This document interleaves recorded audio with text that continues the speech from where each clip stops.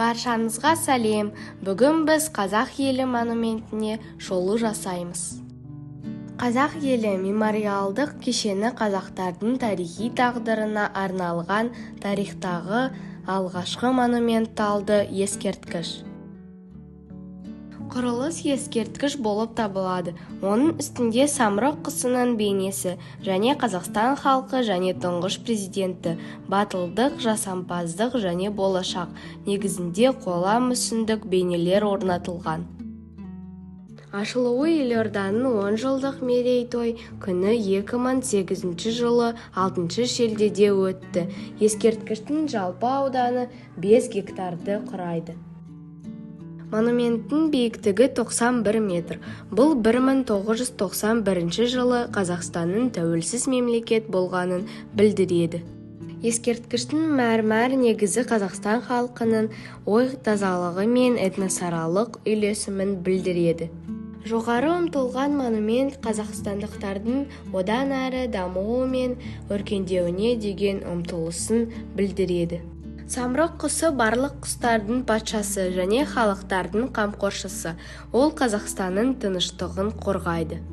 Әр мүсіндік бейнеде елдің әртүрлі тарихи кезеңдерін көрсету мақсатында өзіндік мағынасы мен идеясы бар. Ерлік кешінде ежелгі жауынгерлер мен қазіргі отан қорғаушылардың бейнелері Қазақстан дамуының ерлік кезеңдерін бейнелейді. Жасампаздық композициясының басты тұлғасы ретінде металлург және мұнайшы, инженер және астық өндірушісі, құрылысшы және ғарышкер тұлғасында жасаушы адам. Болашақ бейнесі жастардың рухын және қазақстандық арманға жетуге деген ұмтылысты білдіреді. Сондай-ақ неке мен отбасылық жас жұбайлардың құндылығы атап өтілді. Бұл оптимизм мен жаңаға деген ұмтылысты, сондай-ақ ұлттың жасы және болашағы зор екенін білдіреді. Барлық идеялар қазақ халқының бірлігі мүсінімен аяқталады.